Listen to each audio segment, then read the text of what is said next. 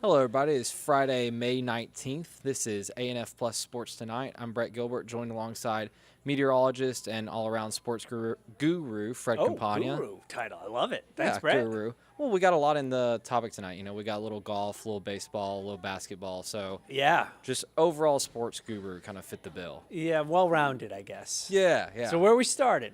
We're starting with, I'm on the show, so you know where we're starting. Okay, We're we're starting starting with with baseball. That's right.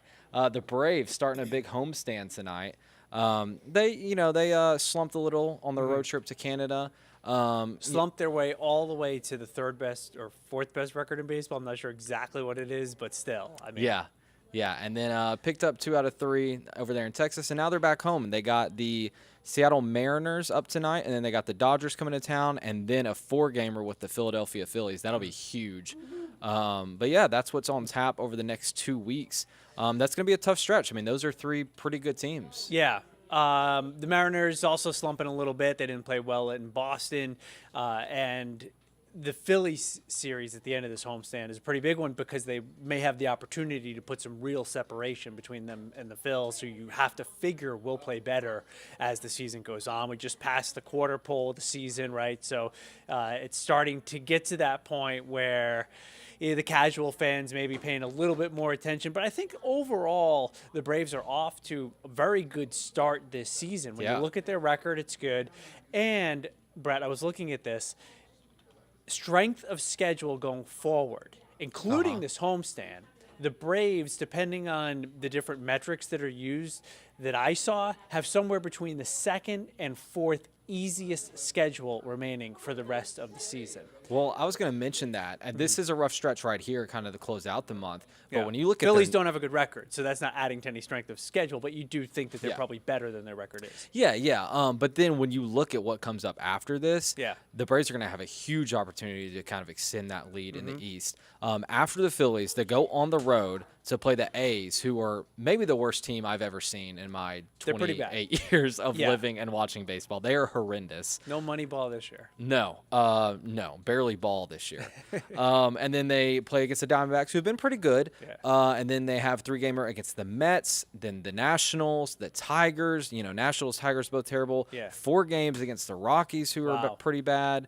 They do play the Phillies 3 more times, but then it's the Reds, bad. And then the Twins, who have been, pretty good. But there's a lot of teams you could beat up on. There's a few potential sweeps in there. Right. If that was a 30-game stretch that you talked about and all of those, that's like 22-8 or something like that, right? If when you look at how poor those teams are. So they haven't always been a first half of the year team. They're usually a team that really gels better in the second half and comes on and is playing their best baseball when it matters the most. But they're off to a decent start this year, 4.5-game lead over the Marlins, who I think most people would have not picked the Marlins to be in second place at this point. It would have been probably the Mets, and then maybe the Phils. The Mets have their struggles, and the Phillies as well, should be better than they are. So the more separation that you can put between yourself and those teams before the All-Star break, the better, because those teams will probably start playing some good baseball at some point this season. Yeah, you would have to think so. But what's kind of crazy? The Braves probably will too, because their rotation has been so injured to start the year, and it's going to hopefully get healthier. They're going to get some guys back. Yeah. And, the Braves have first world problems. Yeah, right. They have a very good record, but a lot that they can complain about. Yes. As far as the injury bug goes, and some underperforming. Now his stats, he's slumping right now, but Matt Olson is on a strikeout binge. And I was looking at it. He's played 43 games, so I think he's played almost every game, or I think that might be every game, right? They're 27-16, so I'm pretty sure he's played in every game. That's close to. He has over 60 strikeouts, and he is 65, I think. He is on pace right now, Brett, to set the major league record for strikeouts in a season. Ooh. He'd have to play all 162 and stay on this pace or close to 162. I think he's on a 237 strikeout pace, and I'm pretty sure the record is 223 or 225 or something like that. So he would break it with some room to spare, at this current pace that he's going at right now. He's always struck out a lot, but this is kind of ridiculous. Yeah, I knew he was striking out a lot, and like you said, he is a high strikeout guy. I did not realize it was quite at that pace. Yeah. I wouldn't worry too much, though. I mean, like we said, he's always struck out a lot, but he's also always been a very good player. And we see this in baseball. When it happens in, like, the middle of August, you kind of go, okay, he's just slumping. But when it happens at the beginning of the year, fans have a tendency to panic a little bit. Right. But, like, we just saw Nolan Arenado have a horrendous start to the year in St. Louis, and now all of a sudden his OPS is already up above 850. So, I mean, when you have been a good player in this league for years and years and years, you're pretty much going to get back to being that good player if you're still in your prime. And it just depends on how much stock you put in strikeouts, which seem to have less and less of an impact as far as like what people consider to be a good player or not a good player. Right. So right now he is only hitting 230, so he is in a slump as far as that goes. But he's got 11 home runs, so he's on pace at the same time for nearly 40 home runs. And the batting average, again, not as important as it once was when I was a kid, not when you were a kid, Brett, but basically, things have changed a little bit. But would like to see, ideally, him making a little better contact than he is right now. Yeah, for sure. The one more thing I want to mention about the Braves before we move on is Ronald Acuna. I mean, people were talking about him, but I don't think we're giving this guy enough love for what he's doing this year. He came back off the injury last year and didn't quite look like Ronald Acuna again, but this year, I mean, he's on an MVP pace. The power isn't quite there. He's not hitting as many homers as we'd like, but he's still on record right now. He has 11 home runs and 18 stolen bases. That's what I was going to ask you about the bags. How many? So 18. So he's yes. So 30-30's lock. It seems like 40-40s with if the power. If he gets a power surge, get some of these hot games, in the middle of summer in Atlanta, 40-40. Well, and beyond it 40, could end up being 40-60. Beyond 40-40, he's definitely on pace to get 25 home runs and 80 stolen bases, which has only ever happened twice in Major League history, once with Eric Davis and once with Ricky Henderson. So that's elite company. I think no matter what, we're seeing some records set by Ronald Acuna this year, and I would bet an MVP or a very close finish. I'll be surprised if he gets 80 bags. That's a lot of stolen bases. Even though he's got what, 18? He's got 18. So just past the quarter. So he's on pace for like a 70, 60, 65 to 70. So he'd have to run even more. I'm not sure I'll tell you, you're going to want to do if that. you get to late August, early September, the Braves have an 8-game lead in that division, and he's within striking distance. He's going to have the green light a lot more. Okay. It's one way to look at it. I think it's going to happen. Yeah. I mean, I guess if he wants to chase a stat or chase a record or pad his stats to some degree, or just maybe even it's the type of thing where stolen bases is something that you can work on. You know what I'm saying? Like if it is going to be a part of their postseason. And I'm curious to see how much of a part of the postseason it is. Right. So guys are running right now. Everything becomes magnified in the postseason. I'll be surprised, honestly, if the stolen base rate stays as high once we hit the postseason. Probably won't stay as high, but I would bet it's higher than in the past years. Yeah, definitely. We can move on because I know you're really up here to talk basketball, not baseball. No, I'll talk anything. I don't care. But let's talk basketball. What are we going to start with? Last night's game? Yeah, let's start with the Nuggets taking that big 2-0 lead over the Lakers. Yeah. So 2-0 over the Lakers, and still undetermined as to whether the Nuggets are winning the battle with the media right now. But I mean, I don't know. Do you want to talk about Lisa Salters? Have you seen? Well, that clip. No. I was thinking more about their coach, Malone. Oh, okay. Okay. And just, they're really, really, really playing the disrespect card. Yes. They have a giant disrespect card that they're carrying around. I guess rightfully so, because they're mad that the national media just wants to talk about the Lakers after the Nuggets win. And Jamal Murray was saying that he feels like he should be considered to be one of the best players in the game. I don't know. I think a lot of basketball fans think that Jamal Murray is one of the best players in the game. He's coming back from injury. So now he's showing that he's like really back. And as far as the narrative, well, the Lakers do have LeBron James, and he's always going to be talked about. So what'd you expect? Well, Denver does have a 2-time MVP on their side. I mean, I think they would expect I've never seen him play. No, I'm just kidding.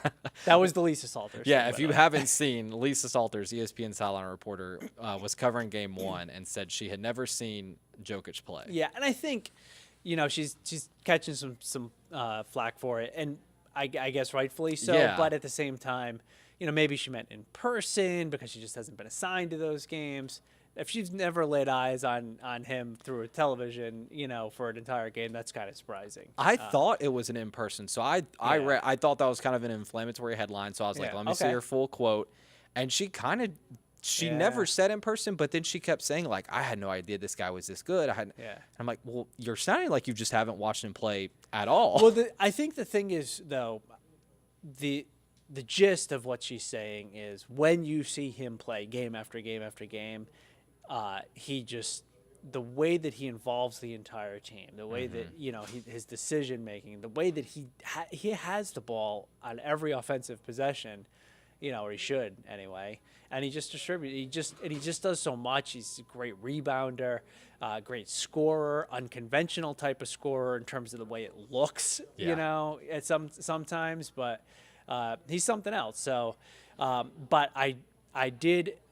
Scott originally was going to be on ANF Plus Sports Tonight, and I was excited about that because he predicted the Lakers last night. I had the Nuggets, so I wanted to give a little something for that.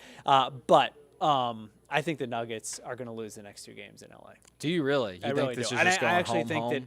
I actually think that they're, even though they're 2-0, I would put them at 50-50 to win the series. Really? Yeah, because they haven't been a great road team. And if they do lose their next 2 games in LA, 3-game series, LeBron and crew. Well, it's a big if. Sure. If they lose their next 2, but that's far from guaranteed. No, I know. Well, I'm just that's the way You're I calling see your it. shot. Yeah, yeah. I mean, at the risk of sounding like Alan Devlin, our resident Lakers fan, I do think the Lakers are somehow going to come out of this series. I don't know. I felt coming into this one that the Nuggets were a type of team the Lakers had not seen in the playoffs, that is. Yeah. And I think that is showed. The Lakers have figured it out at times, like in the second half of Game 1. AD figured out how to shut the Nuggets down and shut Jokic down, and they almost came back and stole that one. Yeah. If I'm a Lakers fan, part of me is like, whatever. They had a chance last night as well. They did have a lead, and then it evaporated. Well, that's what I was going to say. If I'm a Lakers fan, part of me is like, whatever, like you're thinking, let's go home, win the 2 at home, tied series. But at the same time, you've had both of these games. Like, both of these games on the road were winnable. You've had opportunities to steal both of them, and you let them both slip through. Yeah. So, I mean, that's got to sting, especially if the Nuggets can come in there and steal one of these at home. I think the big factor, though, is LeBron. I still think that's the big factor. I still think that even at his age, he can impact the game more than Jokic can. I And agree, He's better yes. at it, at controlling a game. When he really, sometimes you have to grab a game by the throat in the NBA when you're that guy, right? I think that LeBron is probably the best in the league at doing that. No surprise. And I would say second might be Jimmy Butler, when it comes down to it. And then there's some other guys who can do it sometimes. Jason Tatum. Well, actually, Steph is, but of the guys that are remaining, it's LeBron and Butler. But so we'll see. Because if Jokic can really dictate and control things in Los Angeles, then maybe I'll be wrong. Maybe they do get one of those 2 games. They get one of the 2 games in Los Angeles, it is over. Yeah, that's all it takes. That's and the admittedly, at the risk of sounding like Lisa Salters, I wasn't able to closely watch the end of that game because I was working. But I did see quite a bit that the Lakers looked tired. Yeah. Yeah. So that's... You think the altitude's coming into play? Well, I don't know so much about altitude, but maybe just that you're getting close now to 100 games played, and Yeah, they got some maybe old just guys not on as that well team. conditioned, and the Nuggets love to run. So we'll see. They get some rest, and huge Game 3. A bigger game for the Lakers, but I wouldn't say it's like a desperation scenario going into it. Oh, Does that make any sense at all? Like, it's no doubt it's a big game, but I don't view the Lakers as desperate. I do. I think you're. I mean, because if you drop that one, then you must win, but not desperate. Okay. It's nuance. Agree to disagree, but No, okay. no. It's like what I'm saying is that they should be favored. I would be surprised if they're not favored in the game. So Yeah, I think just they will like be favored. if they just do what they should do, then I think they'll win that game. Okay. You know. All right. Well, we got another big game tonight that you have a little more interest in. Right. Because it's your team, the Celtics, Yeah. trying to bounce back from that loss to the Heat the other night. Yeah. Are they desperate? A little bit. I think that this is about as desperate as the Celtics have been in the last 2 playoff runs, because there was something about that third quarter the other night that was not good in any way, shape, or form. Since then, I've seen some video breakdown of just defensive lapses and really just like a lack of hustle at times from the Celtics, which is mind-blowing at this point in the playoffs. Right. So we'll see how things go tonight. They keep saying, we're coming out firing tonight. We're coming out. So Jaylen Brown was one of the guys who said that they, or Smart or Brown, one of them said they played too cool. They played too cool. I think it was Jaylen Brown. And then seeing some of these clips, he definitely played too cool. And he's always been a guy since he's been in Boston who can have a game like that and then the next game come back really dialed in. But how do you not show up ready to go in the Eastern Conference Finals? I've never been in the Eastern Conference Finals. I haven't so either. But right, I would imagine you're pretty fired up and locked in beforehand, or you should be. You should be, right. Yeah. But it's always so easy for us as fans to say that, right? It's always so easy to say that. But whatever it is, I mean, whether it's work or schoolwork or something along the line, there's always been higher stakes things where you're sitting there going, why can't I get to where I need to be to do what I need to do right now? And the Celtics just collectively had that the other night. Well, I think they've had it most of the playoffs. Wouldn't you agree? I mean, they've been up and down for the last two seasons in the playoffs, and they're so talented. Yes. And they're actually deeper than any team that's left. Yes. But and I think that amplifies when they do this, right? Yeah. Because I think that the casual fan, and forget about the Boston fan. I mean, the Boston fan, there's a bunch of them. I've seen people who are like, I'm not watching tonight. It's like, what do you mean you're not watching tonight? On. I'm done with this Come team. on. Like, give me a break. But the casual fan is like, man, like I watch this team play, and when they play well, nobody can beat them. But then they have these lapses. So that's how I feel. Yeah, I know, but it's a process, it's a growing process. I mean, your best guys are still pretty young. So yeah, but creeping up on 100 playoff games. So do you think that's what it is? It's just a lack of playoff experience? Do you think that that's just how these guys are wired? Playoff experience, overall maturity. I think overall maturity. I think just becoming that person or that team that learns how to win, consistently in the NBA. And there's a window to be able to do that.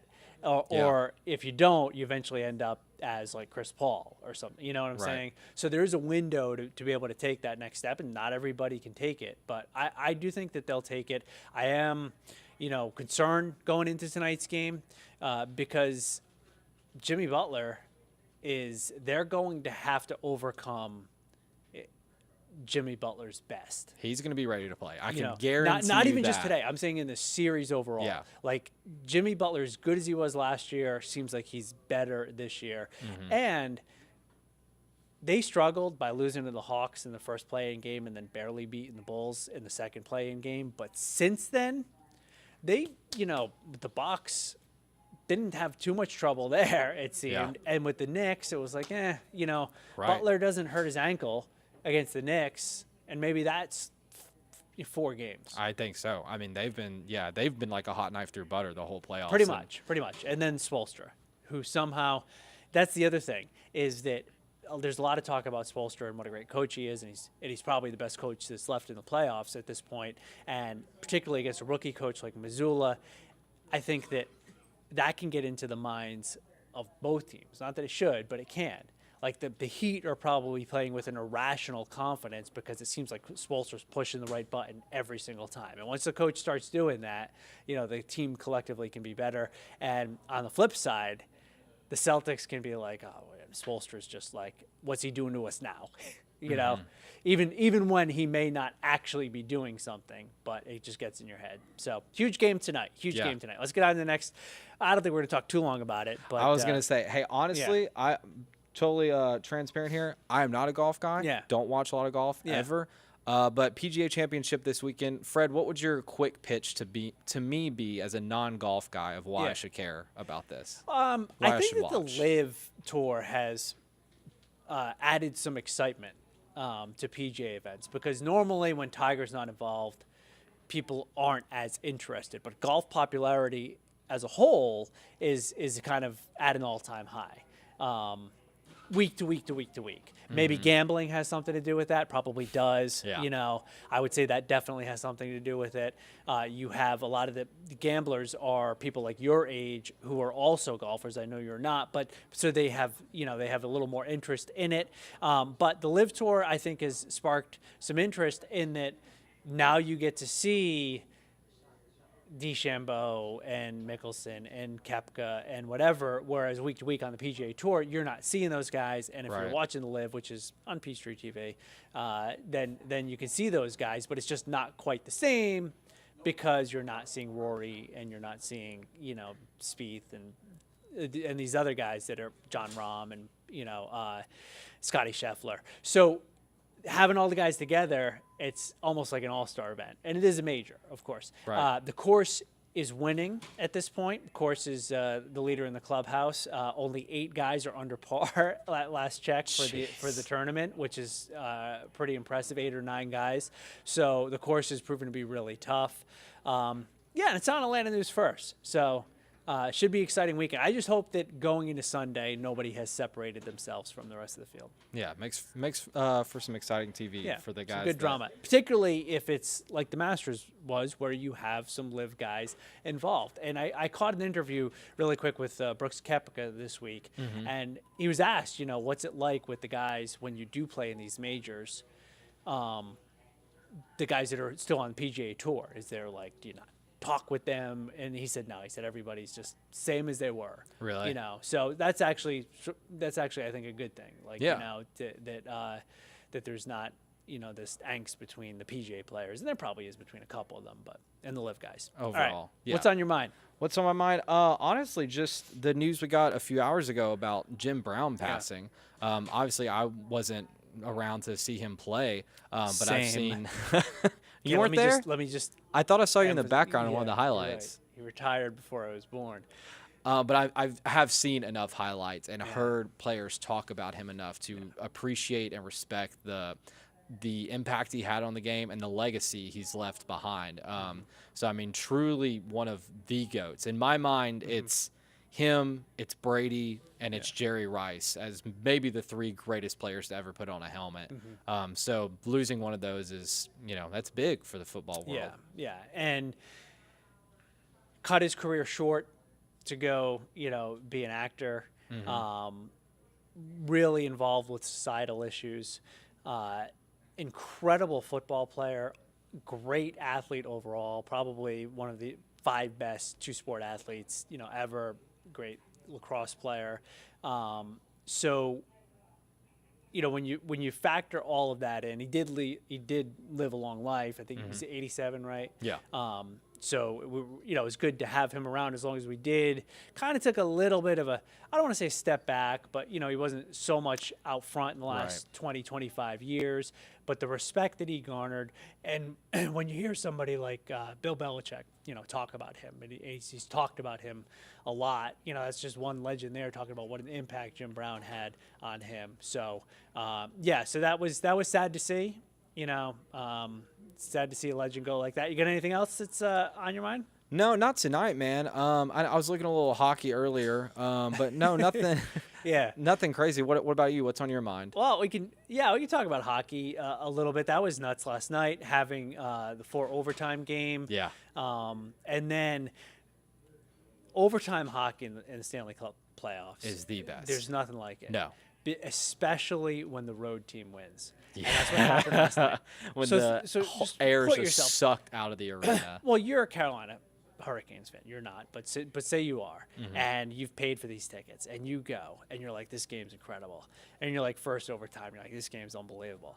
Second overtime, you're like, wow, 2 OT, this is great. Third overtime, there's 100% chance you're like, I kind of hope this just ends at some point. Yeah, like, I gotta got work in the morning, or even if I don't have to work, it's getting late. They stopped selling beer three periods ago. A handful of seconds left in the fourth overtime that Kachuk scored that goal and just skated right off the ice. And it's like there's the feeling of I just sat here for 5 hours, 6 hours if you got watching that. And it's a loss. Yeah, it's kind of like That's brutal. It reminds me, of the Red Sox and Dodgers played a really, really long, extra inning game in the World Series a few years back, and the Red Sox ended up losing that. And I think it was at L.A., so it was more of excitement in the crowd. But this is just got to be an incredible feeling for the Panthers. Yeah. So they continue to roll on. Other than that, there's not a ton that's on my mind. I can't believe next weekend's Memorial Day weekend. So yeah, I know. Before you know it, we'll be into June. I've already seen some like NBA draft combine stuff, so we'll have the NBA draft. We'll have some mini camps going on. Then football, it'll be football before too long. Let's go. Let's go. I'm excited. All right. Well, it is Friday, so we'll see you guys back here Monday night for ANF Sports Tonight. All right. Have a good one. Have a good night.